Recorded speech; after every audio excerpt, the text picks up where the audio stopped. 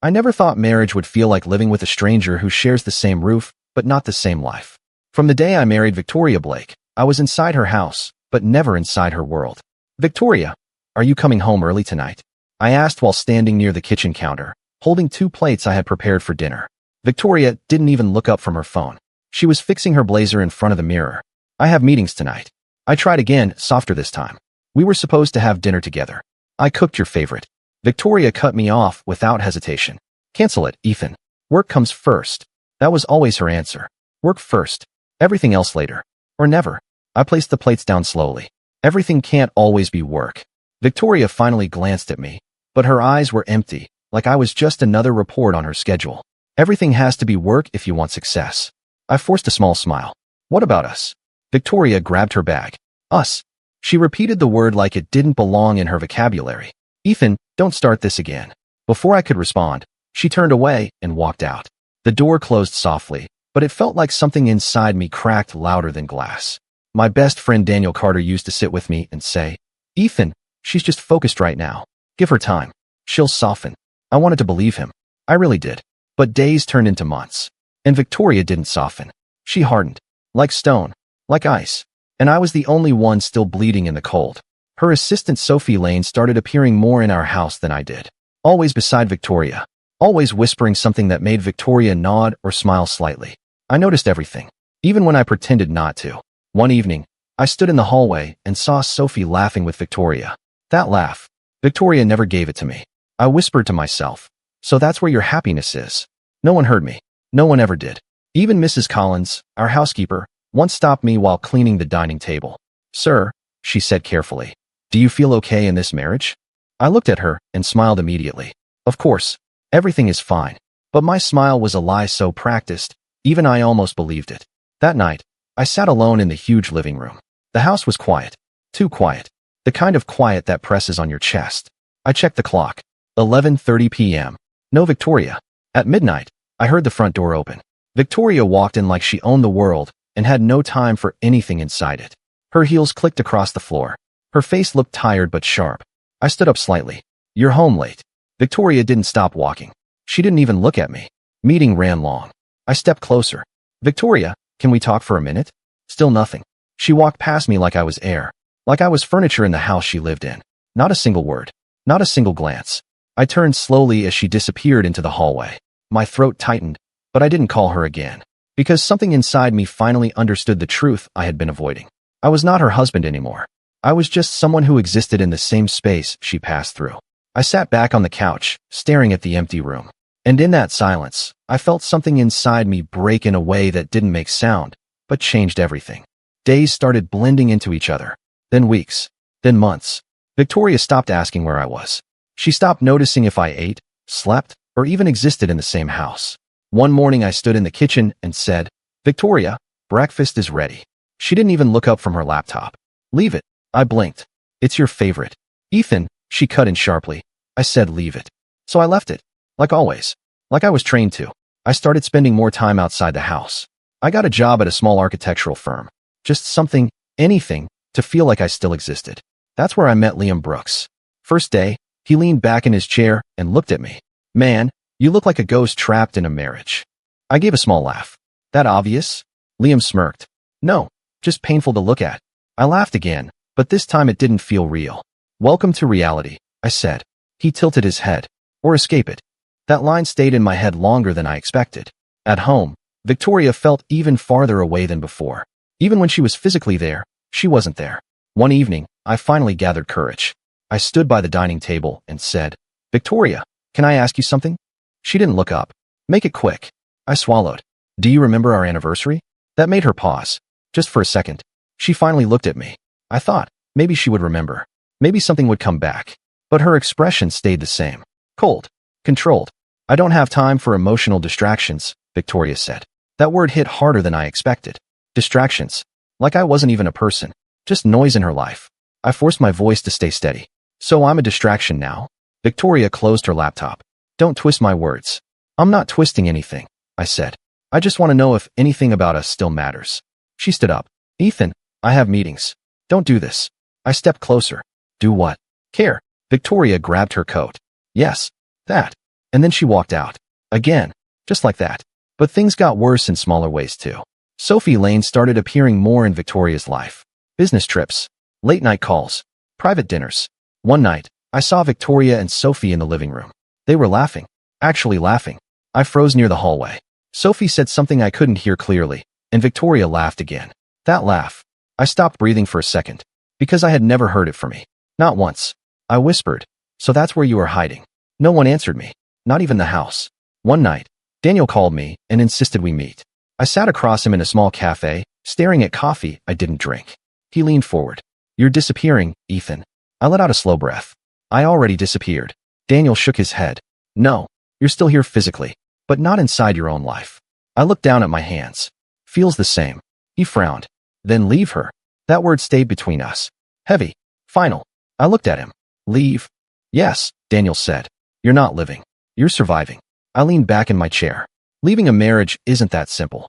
Daniel's voice softened. It is when the other person already left you emotionally. That line stayed with me longer than I wanted it to. Because deep down, I knew he was right. But my heart wasn't ready to accept it yet. I still remembered the small moments. The beginning. The hope. And that hope was the only thing keeping me stuck.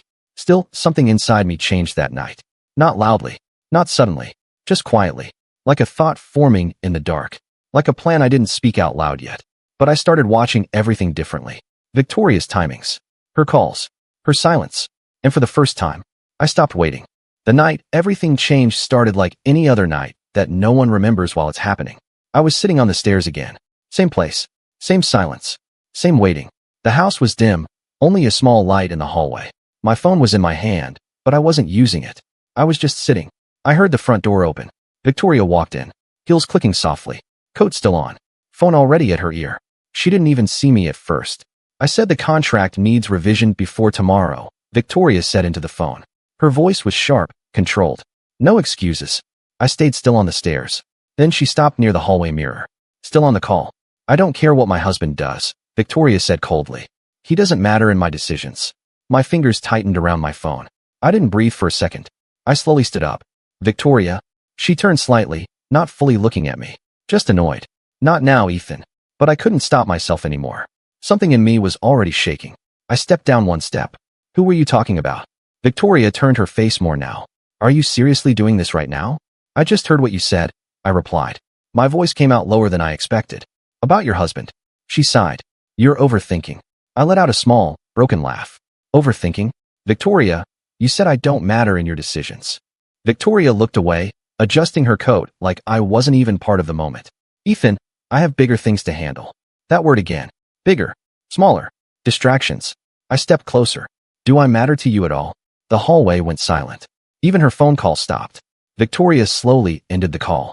She finally looked at me fully. Not soft. Not emotional. Just tired of me. "What do you want me to say?" she asked. "I want the truth," I said. "Not business answers. Not excuses." Victoria crossed her arms. "Then don't waste my time." My chest tightened. "I'm your husband." She blinked once. And that single word broke something I didn't even know was still holding together. I whispered, "And nothing?" Victoria's voice dropped, colder now. "Ethan, I don't have emotional space for this." I stepped closer again. "Just answer me." Silence stretched between us. Heavy. Real. Then she said it. "No." One word. No hesitation. No anger. No regret. Just finality. I felt my body go still. My mind didn't react immediately. It was like everything paused. I whispered, "Say that again." Victoria didn't look away this time. "No." Something inside me snapped, but not loudly. Not like in movies. It broke quietly, like glass cracking underwater. I nodded slowly. "Okay." Victoria frowned slightly. "What does that mean?" I looked at her properly for the first time that night. "It means I understand now." She sighed. "Ethan, don't turn this into drama." I gave a small laugh again, but this one felt different. Empty. "I'm not turning it into anything," I said. "You already did." Victoria grabbed her phone again. "I'm going to bed." She walked past me. Same as always. But this time, I didn't turn around to watch her disappear. I just stood there in the hallway alone. The silence felt heavier than before, like the house was finally agreeing with the truth. Later that night, I sat on the edge of the bed, but not the same bed as hers. I couldn't go there anymore. I called Daniel. My hand was shaking slightly, but my voice wasn't. He answered quickly. "Ethan, it's late." "I'm leaving," I said. There was a pause.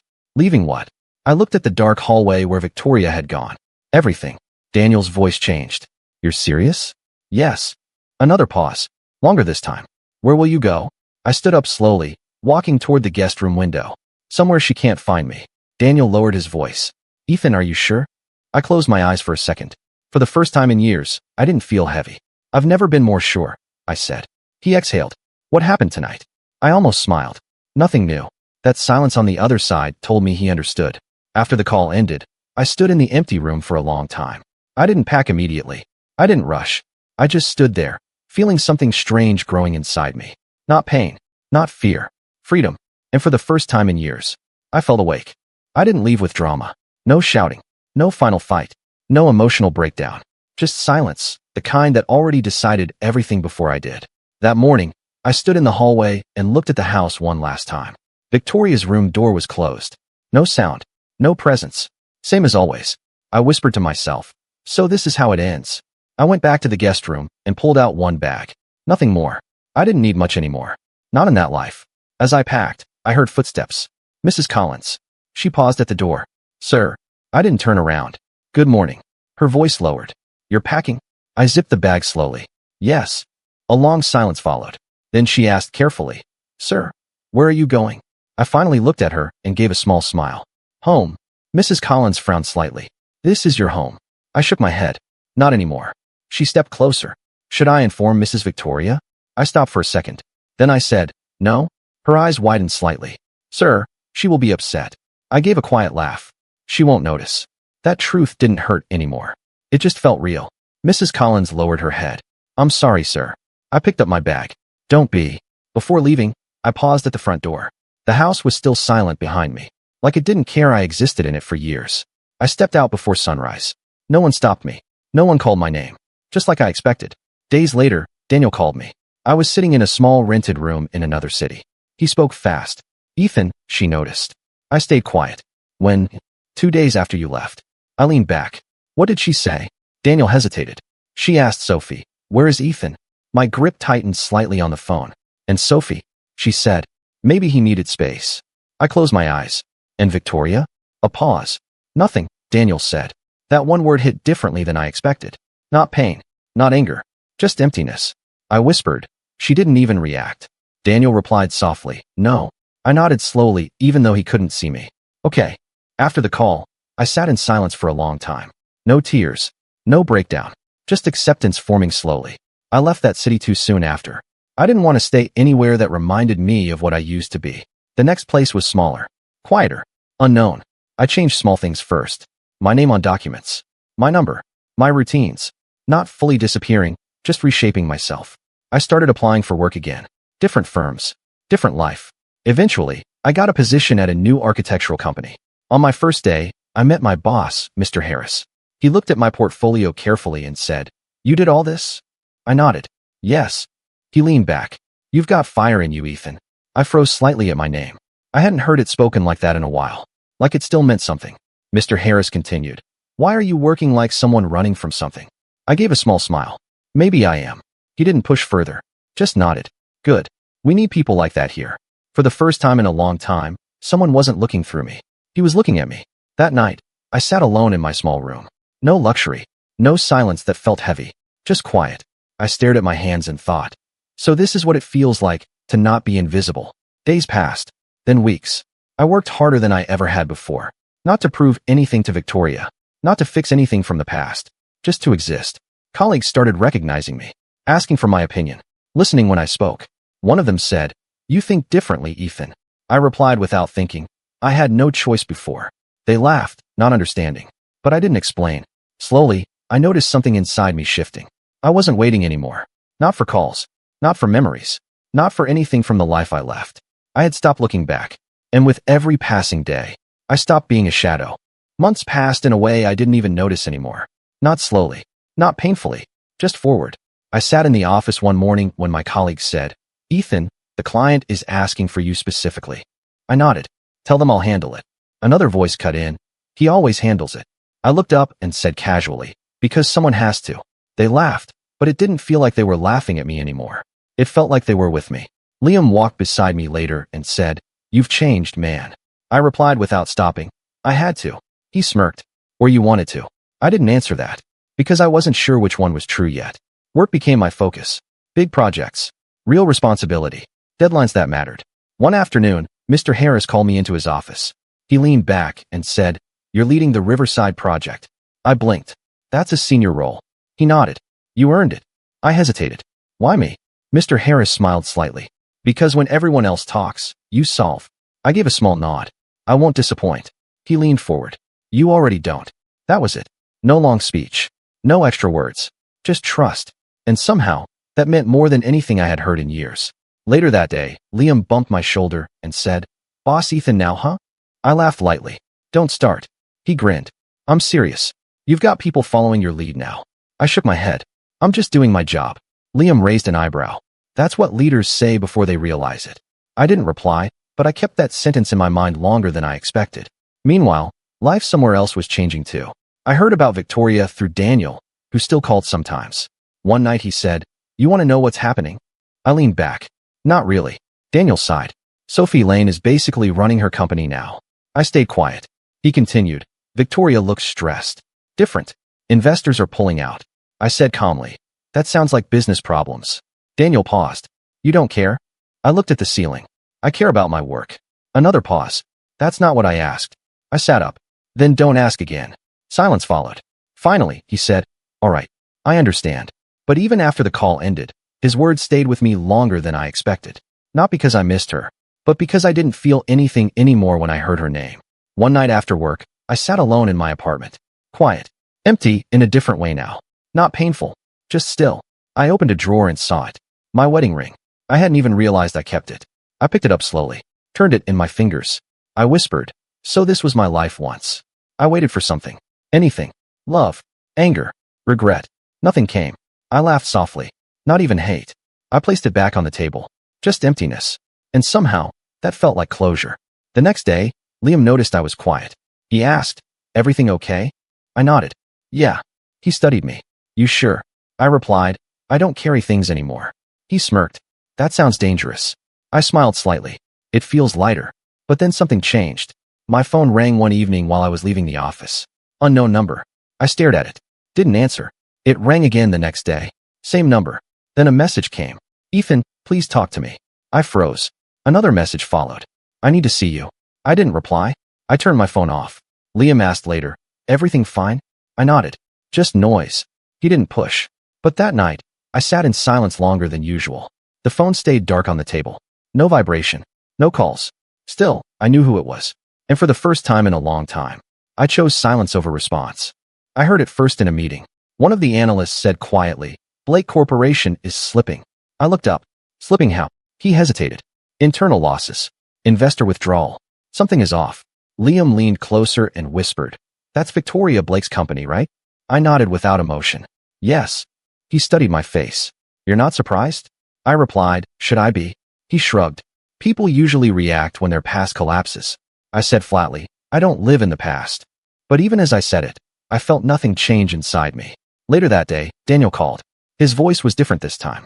"You heard about her company?" he asked. I leaned back in my chair. "Yes, and is basically running everything now." I asked calmly, "And Victoria?" A pause. "She's still CEO, technically." I exhaled. "That doesn't sound like control." Daniel lowered his voice. "She's losing it, Ethan." I didn't respond immediately. Then I asked, "Does she know I left for good?" Daniel replied, "Yes." Another pause. "And?" I asked. "She's not reacting like herself," Daniel said. I frowned slightly. "What does that mean?" "She's not angry," he replied. "Not cold. Not anything. Just unstable." I looked at my desk. "That sounds like her problem." Daniel hesitated. "It didn't used to be." I said quietly. "It was always her problem. I just refused to see it." Silence followed on the call. Then Daniel asked, "Aren't you going to check on her?" I answered immediately. "No." He pressed. "Not even once." I stood up and walked toward the window. I already left that life. Daniel's voice softened. "Ethan, she's struggling." I replied, "So am I supposed to fix it?" "No," he said quickly. I looked outside. "Then there's nothing to discuss." I ended the call. For a while, I just stood there. No anger. No curiosity. Just distance. The next day, Liam came into my workspace. "You okay?" I nodded. "Why?" He smirked. "You look like someone who just got news from the past." I replied, "I did." He raised an eyebrow. "And?" I said, "It doesn't matter." But that wasn't entirely true, because news kept coming anyway. Daniel called again a few days later. He said, investors are pulling out faster now. I asked still. He replied, it's collapsing, Ethan. I stayed silent. Then Daniel added, Victoria tried to fix things personally this time. I asked and he hesitated. It didn't work. I nodded slowly. Nothing changes overnight. Daniel said quietly, you sound detached. I replied, I am. He paused again. She asked about you. That made me stop walking. I asked what? Daniel repeated. She asked where you were. I closed my eyes for a moment. And she didn't like the answer, he said. I said calmly, there's no answer she would like. That conversation ended there. But later that night, I saw it. An email notification. Unknown sender. But I knew. Ethan, please respond. Another one followed. We need to talk. I stared at the screen. No emotion came. Not like before. Not even confusion. Just awareness. I didn't open them. Instead, I clicked delete. Liam walked past my desk and said, you look focused. I nodded. I am. He asked, work? I replied, life. He laughed lightly. Big difference. I said, now it is. That night, another message came. I didn't read it. I already knew what it would say, but one line stayed in my mind anyway. Ethan, we need to talk. I whispered to myself, we don't. And I deleted it again without hesitation. For the first time, I understood something clearly. Victoria's world was breaking, and I wasn't standing under it anymore to hold it up. One evening, I was still at the office when the lights outside started dimming. The building was almost empty, just me and silence. I heard footsteps in the hallway. Slow, uncertain. Then my assistant said from outside, sir, there's someone here to see you. I didn't look up. I'm busy. A pause. Then the door opened anyway. I finally lifted my head. Victoria Blake stood there. For a moment, I didn't react. I just looked at her. She wasn't the same Victoria I remembered. Not sharp. Not untouchable. She looked tired. Human. Ethan. Her voice came out low, almost fragile. I leaned back in my chair. You shouldn't be here. She didn't move. I had no choice. I closed the file in front of me slowly. There's always a choice. Victoria stepped inside. Not anymore. I stood up slowly. What do you want? She looked at me directly now. Everything is falling apart. I nodded once. I heard. Her hands tightened slightly. You heard? Yes, I said. Business world talks. She looked away for a second. It's worse than that. I replied. That's still business. Victoria stepped closer. Ethan, I didn't think you would actually leave. I let out a short laugh. That was your mistake. She flinched slightly. You planned this. I shook my head. No, I survived it. Silence filled the room after that. Heavy. Real. Victoria finally spoke again, softer. I tried to fix things. I said, without me. She hesitated. I didn't realize how much. I interrupted. Don't finish that sentence. She stopped. I continued. Because whatever you didn't realize back then doesn't matter now. Victoria's eyes stayed on me. You've changed. I replied, so have you. Just not in the same direction. She swallowed hard. I came here because I needed to see you. I asked why. Her voice dropped. Because you're the only thing I can't replace. I didn't respond immediately. For a second, I felt something flicker inside me. Not emotion. Not memory. Just recognition of what used to exist. But it disappeared quickly. I said quietly, you replaced me a long time ago. Victoria shook her head. That's not true. I looked at her directly. Sophie Lane. That name hit the room like a wall. Victoria looked down. That was never. I raised my hand. Stop. Silence again. I walked around my desk slowly. You didn't come here for truth. You came here because you lost control. Victoria whispered. That's not fair. I replied. Fair doesn't exist in your world. She stepped forward again. Ethan, please. I stopped. Please what? Her voice broke slightly. Help me. That word stayed between us. Heavy. I stared at her for a long moment. Then I said, I used to. Victoria's eyes widened slightly. Used to what? I replied, help you. Wait for you. Understand you. She whispered, and now? I answered without hesitation. Now I don't. Silence filled the room again. Victoria's breathing was uneven now. So that's it. I nodded. Yes, this, she said. I replied, it didn't end. It just stopped waiting for you. Victoria's voice dropped. I was wrong. That sentence froze everything. I didn't speak. She repeated it slowly. I was wrong, Ethan. I looked at her then. Really looked. Those words. I had waited years for them. I remembered every ignored dinner. Every silent night. Every moment I didn't exist in her world. And now they were here. But they didn't feel powerful. They felt late. Too late. I said quietly, you're right. Victoria blinked. So you forgive me? I shook my head. No. That hit her harder than anger would have. She stepped back slightly. Then what is this? I answered calmly. Closure. Victoria whispered. I still need you. I replied, no. You need control. Not me. She looked down. I walked back to my desk and picked up the file again. You should go. Victoria didn't move immediately. Then she said softly, if I had chosen differently. I cut her off again. You didn't. Silence returned. Longer this time. Finally, she turned toward the door. Before leaving, she paused. Ethan. I didn't look up. Goodbye, Victoria. She stayed still for a second, then walked out. The door closed behind her. I didn't move for a long time. Not because I was sad. Not because I was angry. But because for the first time, there was nothing left to say. Victoria stood in front of me like someone I once knew, but no longer belonged in my present. The office felt quieter than usual, like even the air was watching us. She spoke first, voice unsteady. I can fix this. I didn't move immediately. I just looked at her for a moment, then shook my head slowly. You can't fix time. Victoria stepped closer. Ethan, please listen to me. I replied calmly. I am listening. She swallowed. I didn't understand what I was doing back then. I gave a small nod. You understood enough. Her eyes softened slightly. I was overwhelmed. Work, pressure, everything. I interrupted. We both lived in the same world. She paused. That's not fair. I said, neither was what I lived through. Silence stretched between us again. Victoria's voice dropped. I thought you would always be there. I looked at her directly. That was your assumption, not my promise. Her hands tightened slightly. Ethan, I didn't realize how much you were slipping away. I replied, because you never looked at me when I was still there. That hit her. I saw it in her expression. She stepped back slightly. I was trying to build something for us. I shook my head again. You built it for yourself. Victoria whispered. That's not true. I said it is. You just never questioned it. Her voice cracked slightly. I thought I was doing the right thing. I answered, so did I? For a while. That made her stop speaking. For the first time since she entered, Victoria didn't have a reply ready. She looked down at the floor, like the answers were somewhere there.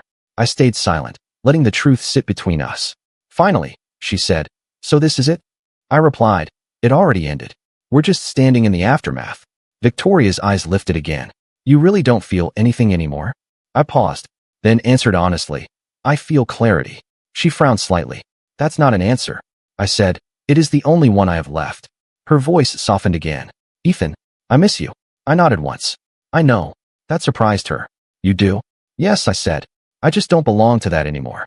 Victoria took a step forward again. We could try. I raised my hand slightly. No. She stopped mid-sentence. I continued. Trying only works when both people are still holding on. Victoria whispered. I am holding on.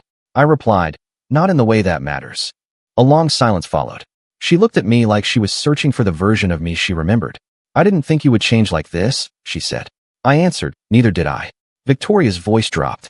I thought you would always forgive me. I shook my head. That version of me stopped existing a long time ago. Her eyes filled slightly. Ethan, I said firmly, don't. That stopped her completely. I walked a few steps toward my desk, then turned back.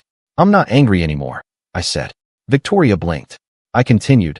That part of me is gone. She whispered. Then what am I to you now? I answered without hesitation. A chapter 1 closed.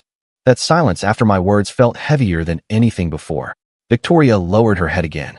I saw it clearly now. For the first time, she had no control over the moment. No argument. No defense. No strategy. Just acceptance. I walked past her slowly, heading toward the door. She spoke one last time. If I had chosen differently. I stopped but didn't turn around. You didn't, I said. Victoria's voice faded. I know. I stood there for a second longer. Then I said, I'm not angry anymore.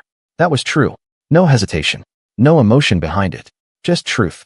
I placed my hand on the door. I just don't belong there anymore. Victoria didn't answer. I opened the door and stepped out. The hallway felt different this time. Not heavy. Not painful. Just open. I didn't look back. And for the first time in my life, I didn't disappear into someone else's story. I kept walking forward. Life didn't magically become perfect. No sudden miracle. No dramatic change overnight. But it became mine. I sat in the office one morning and Liam walked in holding a file. You saw the update? He asked. I looked up. What update? He smirked. You got promoted. I paused. That's fast. Liam shrugged. You've been carrying half the department anyway. I leaned back slightly. Didn't notice. He laughed. That's because you never wait for attention. I closed the file in front of me. I don't need it. Liam pointed at me. That's exactly why they gave you the role. Later that day, Mr. Harris called me into a big responsibility. He nodded. You handle big things well. I asked, why me again? He replied, because you don't break under pressure. You adjust. I stayed quiet for a moment. Then I said, I won't disappoint. Mr. Harris leaned back. You already don't. That was it. No long speech. Just trust. As I walked out, Liam caught up to me. He grinned. International now. You moving countries next? I replied, not yet. He bumped my shoulder. Give it time. I smirked slightly. I'm not running anywhere. Liam raised an eyebrow. You sure? I said calmly. I already ran once. I'm done. That night, I sat in my apartment reviewing project plans. The room was quiet, but not empty like before. My phone buzzed. Daniel's name. I answered, yeah. Daniel said immediately, you're becoming someone different. I replied, I already am. He laughed softly. That was fast. I leaned back. It wasn't fast. You just didn't see it happening. Daniel paused. You ever think about her? I didn't answer immediately. Then I said, sometimes. He asked carefully, does it hurt? I looked at the ceiling. No. Daniel sounded surprised. Nothing at all. I said, just memory. He stayed quiet for a moment. Then he said, Victoria is still struggling. I replied, that's her life. Daniel pressed. You don't feel anything? I answered, I used to. Another pause. He said quietly, you've really moved on. I replied, I stopped looking back. After the call, I stayed seated for a while. Not thinking about her. Not avoiding her. Just present. A few days later, Mr. Harris called again. You're being assigned to the Global Design Summit, he said. I asked, presenting. He replied, leading. I nodded. Understood. Liam overheard and said, you're basically the face of the company now. I said, that sounds dramatic. He laughed. It's true though. I shrugged. It's just work. Liam looked at me carefully. You always say that. I replied, because it's true. But even as I said it, I realized something had changed. Work wasn't escape anymore. It was direction. One evening, I found myself sitting alone after a long day. No noise. No pressure. Just stillness. Daniel texted me. You okay? I replied, yeah. He sent back, you sound different. I thought about that for a moment. Then typed, I am. And I meant it. Sometimes Victoria still crossed my mind. Not like a wound. Not like regret. Just a name tied to a past version of me. One night, Liam asked while leaving the office, if she called you now, would you answer? I didn't hesitate. No. He studied me. Not even curiosity. I locked my laptop. Curiosity died a long time ago. Liam nodded slowly. That's cold. I corrected him. That's peace. After he left, I stayed alone for a moment longer. I thought about everything that led here. The silence. The leaving. The rebuilding. Not with pain. Not with anger. Just understanding. And for the first time, I realized something clearly. I wasn't the man waiting anymore. I was the man moving forward. Years later, I heard it during a normal workday, like it was just another business update. Liam walked into my office and said casually, you heard the news? I didn't look up from my laptop. What news? He leaned on the desk. Victoria Blake resigned. My fingers stopped for a second. Then I continued typing. From her company? Liam nodded. Yeah, completely. I closed the file slowly. And Sophie Lane? He replied. She took over fully. I leaned back in my chair. So it's finished. Liam studied my face. You're reacting less than I expected. I said, what reaction do you expect? He shrugged. Anger. Surprise. Something. I replied, that was years ago. Liam smirked. Still, it's her. I looked at him directly. Not anymore. Later that evening, Daniel called me. His tone was calm, almost careful. He said, she's living quietly now. I stayed silent for a moment. Then I asked, why are you telling me this? Daniel hesitated. I thought you should know. I walked toward the window. I know enough. He asked softly, does it bring anything back? I looked outside at the city lights. No. Daniel paused. Not even a little? I answered no. A long silence followed. Then he said, you've really moved on. I replied, I moved forward a long time ago. He exhaled. Good. I added quietly, it is. After the call ended, I didn't sit back down immediately. I stayed near the window. The city below was alive. Moving. Loud. But inside me, everything was still. No noise from the past. No weight pulling me back. Just presence. I heard Liam again the next day. He said, funny how things change, huh? I nodded. They always do. He asked, you ever think you'd end up here? I replied, no. He smirked. Better or worse? I thought for a moment. Then said, different. He laughed. That's your favorite word now. I didn't deny it. Because it was true. That evening, I left the office later than usual. The building was almost empty. I stood outside for a moment before heading home. No rush.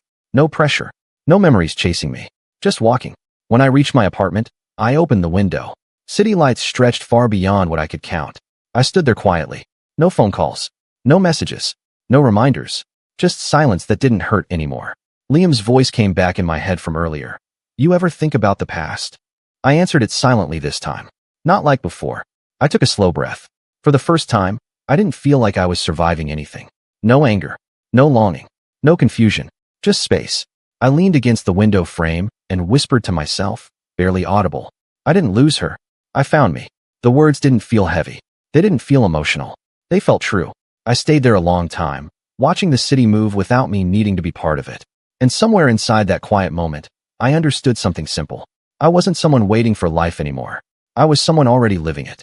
And for the first time in my life, that was enough.